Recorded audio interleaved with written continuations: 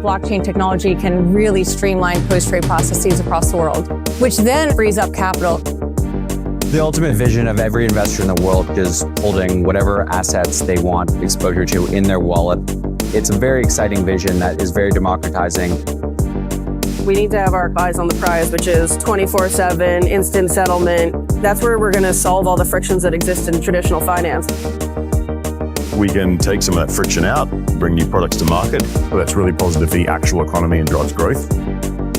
We see stablecoin like an RLUSD as a way to enable payments, and that interconnectivity between the treasury market and the stablecoin market is pretty remarkable.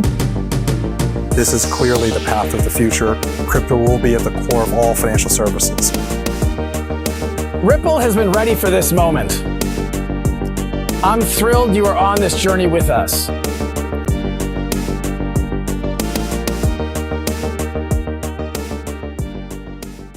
XRP is the Internet of Value, the beginning of the new era. This is a brand new update. So shout out to our brother in space, Smoke, for this one. He has real documents that talk specifically about Ripple with XRP being the Internet of Value. And we have another document in regard to what is referred to as the new era. So you want to stick to the end of the outline and listen to it all, because if you don't, you're going to miss it. And a disclaimer, back with Jesse, obviously, he will interject in key moments. It may seem like an interruption, but I welcome it. So let's get right into it. First is literally from the X publication. Smoke points this out specifically. He says this, and it's good to basically reference. XRP, Internet of Value, the handshake, read closely, documented 4 times over. Let's start off with this first one right here. And as we pull this up, you see this is from dro.dur.ac.uk.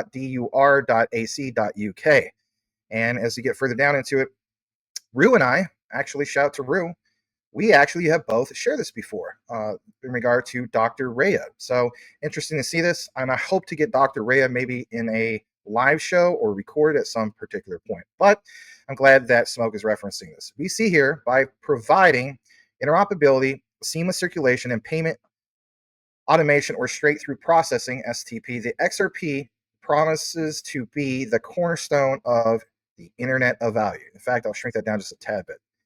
And we also see here, this is from these citations dating all the way back to 2008, which is interesting. And we also see here from Pardo Guerra in 2019, as one informant put it, Ripple is not only a cryptocurrency to me, that was the most boring part of it. It actually models the entire financial ecosystem. And so again, back to Jesse with his statements of capturing an internet. Okay, there's another area I want to jump into here that's important, because this is roughly 4 pieces. This other area we're going to jump into, again from Smoke, let's blow this up a little bit more on the other screen, says specifically here, in building network effects on Ripple, Ripple plays a critical role in the development of the Internet of Value by initiating network effects. That's also worth pointing out. Third part is this. Let's pull this up as well. This is a nice little snippet. And you see here, payment innovation. Payment is a difficult business to scale and innovate. The network effect required from all stakeholders, payer, payee, and rails, makes it very difficult to disrupt. One leading player in this is Ripple Labs.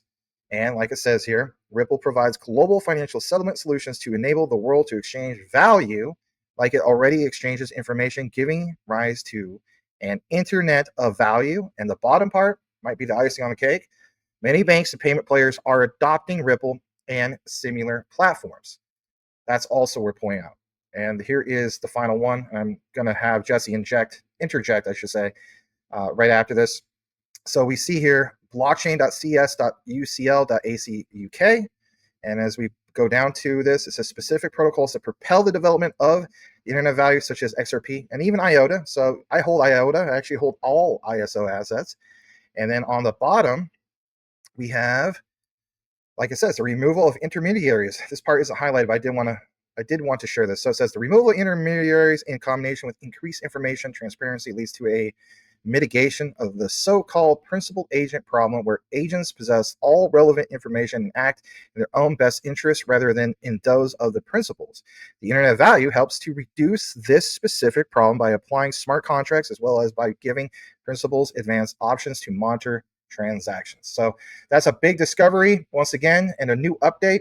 Going to kick it over to Jesse over at Apex Crypto Insights. Hey, my friend, if you're a day trader or pro, BTCC Exchange will be a game changer for you. BTCC Exchange is one of the world's most preferred and trusted crypto exchanges for day traders and pros, tailored for high volume futures and scalping. Founded in 2011, it's the longest running platform with 0 hacks, licenses in the US, Canada, EU, and more. It's a dream for traders. Top 5 on CoinMarketCap for derivatives, unmatched liquidity, rock bottom fees, advanced order types like TWAP and iceberg orders, plus API for algo trading. They also have one of the most user-friendly copy and leverage trading platforms in the world. Join over 600,000 traders, compounding daily scalps into explosive returns. If you're not using BTCC for your day trading, you're seriously missing out. Use my BTCC referral link on the screen, in the description, or in the pinned comment, or scan the barcode on the top right of the screen for up to 11,000 USDT rewards, up to 10% bonus on your first deposit via referral link. Easy $50 minimum and 30-day trading to unlock the bonus. Up to 50% off fees and VIP perks like priority support. Leverage and copy trading is risky, so only use what you can afford to lose, or seriously don't do it at all.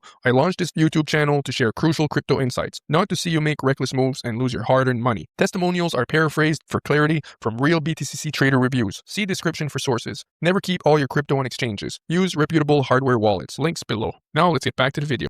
Go ahead and take it away, Sir Jesse. Hey guys, hope all is well. Yeah, so like that's what I've been saying, right? Ripple is the internet of value, and I know I see sometimes, especially politicians, they'll say, "Oh, we're building the internet of value," and they try to incorporate all the blockchains into the internet of value, making it sound like all the blockchains is what makes the internet of value. But in general, what the internet value really is, it's Ripple and the XRP ledger. That's the internet value. That's what I've been trying to tell people. Don't get deceived. The internet of value is the XRP ledger and the interledger protocol. That's the main internet of value, and all the other blockchains that play a role in bringing utility and use cases for this new paradigm. I see that as the fourth industrial revolution, or what we call the tokenization age, right? So if you look at all the blockchains, that's tokenization age. That's the fourth industrial revolution. You can sometimes incorporate AI with that as well, or some people will say that the fifth industrial revolution would be AI, and blockchain is the fourth industrial revolution. But the blockchain era, also known as the tokenization age or the tokenization revolution.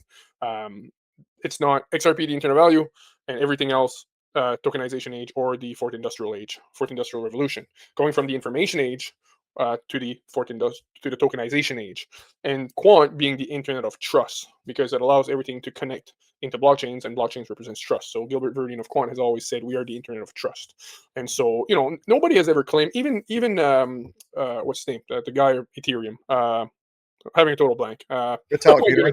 Yeah, he even said a while back, he said, we are not the internet value. Ripple is the internet value, right?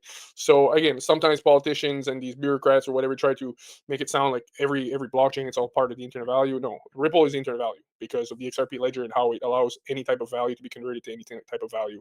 And so that's the internet value. Now, we could say that, Stellar plays a role, because Stellar is going to handle the small, medium enterprise more, and small, medium enterprise and peer-to-peer, I think, is the main focus for Stellar. So you could say that they're part of the internet value for sure. But yeah, the main layer for the internet value is the XRP ledger and the interledger protocol, and this is again like perfect proof there.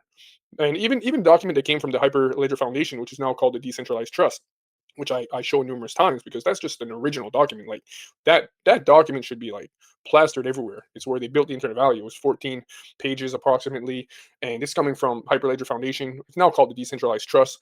Literally hundreds and hundreds. It's the biggest consortium for open source blockchain projects to advance blockchain adoption globally, and literally the major central banks, all the major commercial banks, all the fintechs, the major universities, the biggest corporations in the world, they're all part of the Decentralized Trust, which is, like I said, used to be called the Hyperledger Foundation. When they laid out the internet value, Ripple was the internet value. That was very clear. So you had everybody in the world technically on that document saying XRP is the internet value. Everybody else was in there bringing use case. They were connecting into the internet value, but they were not the internet value. So anyway, so that's why I always say like XRP and the internet protocol is the internet value layer. It's the internet value. Everything else is the blockchain fourth industrial revolution. That's how I see it, anyways. And I think the documents from Ripple have been pretty clear about that, and other major universities and blockchain associations and so on. And I mean, even Vitalik Buterin, he even said it's the internet value. Said it many years ago. So Ripple is the internet value. So yeah, that's how I see it, and I think that kind of confirms. Well, thanks for sharing that, Jesse. A disclaimer, because Jesse keeps mentioning the whole concept of the decentralized trust, originally the Hyperledger Foundation. So the video that actually came out the other day, depending on when you see this, was a collaboration with Rue Black. And in the document, we had a real awesome bombshell discovery with a particular PDF about, for example, the decentralized trust. And in it was unveiling the whole key connection to Walmart. So again, check out that video. There'll be an end screen card, which will come up on the screen, and it will take you to that video. But by all means, stick around for this video. Let's get more into this topic. And you got something you want to share? Go ahead. Yeah, I just want to add one thing. So the Linux Foundation, now it's called the Hyperledger Foundation is a subsidiary of the Linux Foundation. And so it's called Decentralized Trust LF, or LF Decentralized Trust Transfer Linux Foundation. And like I said, the reason you saw Walmart there, because like literally every major organization, major corporation in the world are part of the Linux Foundation, are part of the Hyperledger Foundation, which is now called Decentralized Trust. And it started like in 2016, 2017, maybe. And literally nobody's talking about that. And I don't know why. Like it's the biggest consortium for open blockchain projects. And it's crazy once you start digging into that. So digital ID, all that stuff. And now we know that Quant is the interoperability layer, the interoperability solution for the decentralized trust. But yeah, it's just so massive, Max. It's unbelievable how massive it is. So lots of good stuff. Yeah, in that video, there is lots of good stuff. So again, another call to action. Check out the video. Jesse is right. It does mention Linux Foundation. In fact, it says LF, and then it says Decentralized Trust. So all this stuff adds up. And of course, we even show you guys the Quant connections. Again, you just want to check out that video. But again, check it out if you have time at the end of this video, or come back into it when you get more time. I want to add one more thing. Sorry, Max. Son of a You done messed up, Jesse. This is what I wanted to say, and I completely forgot about it. So the head of technology for the DTCC, the Depository Trust Corporation, Depository Trust Corporate. Anyways, DTCC, they handle like $3,500 trillion per year. They settle all the derivatives market in the world. So the head of technology there was actually the head of technology, was like the director or the head guy for the Linux Foundation. So you see the agenda here, because a lot of people see like the DTCC kind of like the Federal Reserve before the Federal Reserve, and you see the head of technology there is literally the director, or I think he's I think it was the director for literally the Linux Foundation, for the Hyperledger Foundation, which is again like the decentralized trust. So you see where the agenda is coming from, right? This whole blockchain era, the agenda is coming from the central bankers, the DTCC, like these. Like, it's unreal. Anyways, I just wanted to add that. It's very important. Well, now I'm going to add something too. Now take your ass on down to Oshag Hennessy's office right now and tell him exactly what you did. So it's interesting also to see all the Quant over Ledger integrations, and back to the whole thing of LF, Linux Foundation, the Decentralized Trust, formerly known as Hyperledger Foundation, because even with Quant's over Ledger, I think it was 2.2.11 update, dating all the way back to 2022, that was a big upgrade for Overledger. People even like Smoke when he quotes Hyperledger. He'll say, quote QNT. I've always considered the unofficial QNT is the unofficial Hyperledger token, because in reality Hyperledger doesn't have a token. But what does Gilbert always share, my friend? He always shares that like look at Ripple, the Internet of Value, but also like he'll say we're working with them. Okay, so if you're working with them, they're the Internet of Value. But he says what? He says here at Quant, we're building the Internet of Trust. So again, back to Hyperledger Foundation, and now Hyperledger Foundation is renamed what? The Decentralized Trust. So again, trust layer. So again, I don't know if people grab or really take that in, but that is major. And so we'll quit harping on it because we have more info to get into. But we just want to point out it is a call to action with that video. So check it out. And again, shout out to Rue Black on that one as well. We're going to jump into this. This is good stuff. Let's pull this up. So the next part about this is from Smoke once again. And he points out this, and this is so good. So he recently shared this. I believe it was today. Okay. So you might get this a little bit later, but November 10th. He says CFTC's FAM sets end of 2025 target for fully regulated crypto market framework. This live initiatives move digital assets into the regulated arena. Read closely. He says, we must bring crypto into the regulated arena, she said. It's a sprint, and by the end of the year, we'll have live initiatives that make that vision real. There are so many people that are not going to be involved in some of this stuff because they see the other things seem more shiny. Oh, this asset's up a lot more than this. I don't want to bother with this. To me, that is not the right recipe, but it is what it is. Now, look at this. This is from SIFMA, and I've quoted them before. So has Channing. Shout out to Channing. He is your go-to source for daily Q&T content. Give him a follow over at King Channing. Seriously, maybe pause the video. Go do that right now. All right, let's jump back into this. Debrief SIFMA annual meeting, perspectives and key themes from market participants. This was published literally last month in October, so it's really fresh and new. And in the highlight, Smoke points out this. SIFMA's 2025 annual meeting convened senior executives, policymakers, and regulators in Washington, D.C., by the way, for candid conversations at the intersection of public policy and finance. Across sessions, one theme was clear. Despite complexity and uncertainty, confidence in the United States markets remains strong. Well, thank God. Thank you, Lord Jesus, for that. Grounded in innovation, resilience, and adaptability. There was a time period, right? Many years where people felt like it. Will the United States ever get with the picture? Now we see this. Now, this area isn't highlighted, but I do want to highlight this with Jesse for just a brief moment. And if anything, we have seen the Quant Network put a lot of emphasis as well with the collaboration with Finality, collaboration with BlackRock, with what, everybody? It is bullet point number 2. Capital markets outlook, liquidity, leverage, and confidence. Capital formation remains central to growth, yet fewer companies are going public, and private credit now plays a critical role. So again, back to what we were talking about with the trust layers, Quant Network, Internet Trust, back to the liquidity aspect of it with what, everybody? Ripple, the Internet of Value. So I wanted to point that out as well. The other area we're going to jump into, because Smoke has some more clippings that's really good here. Let's pull this up as well. This is, again, it's from the CFTC, and just in case if you're new, if you're wondering what that stands for, Commodity Futures Trading Commission, okay? We see here in the findings, it points out from the CFTC, we heard from CFTC Acting Chair Caroline Pham, who framed her remarks around the need for harmonization, modernization, and innovation in derivatives and digital asset markets. Again, I have to throw in some quant on this because we know how the overledger is going to harmonize all this. Bottom area, digital assets remain a focal point. Pham reaffirmed the Commission's commitment to bringing crypto markets under clear, consistent oversight through well-defined frameworks rather than enforcement by ambiguity. That's important. All right, there's a tad bit more about this, and if anything, we're going to get into it. And this is the last part, because we did mention the beginning of the new era. Shout out to Smoke again. If you're wondering where the citation reference comes from American Banker, not just pulled out of thin air from Maximus Crypto.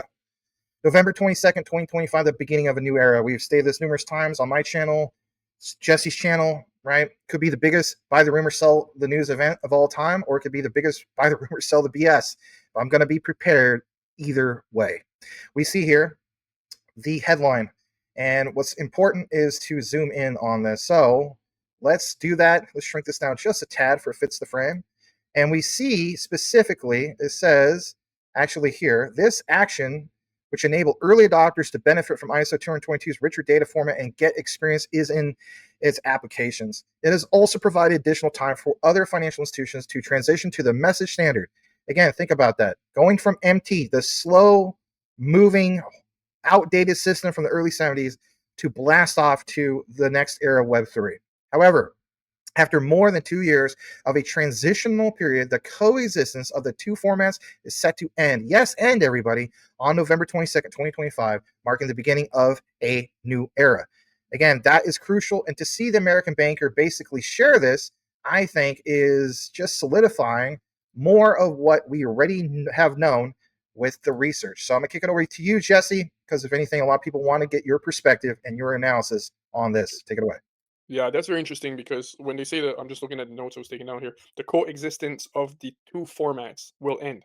So they've coexisted for 2 years, literally, and now it's like no, everything has to be ISO. Like so, the original format is out now. It's only ISO 20022, and I've been harping on this, and maybe sometimes I don't explain it the best, but the ISO 20022 standard, in my opinion, was started working on it in 2004. The same year we see emails coming from Ryan Fugger talking about Ripple and Ripple's technology. There's the reason you see that basically starting in 2004 and seeing emails from Ryan Fugger the same year from Ripple is because the ISO 20022 is absolutely crucial for this Internet of Value.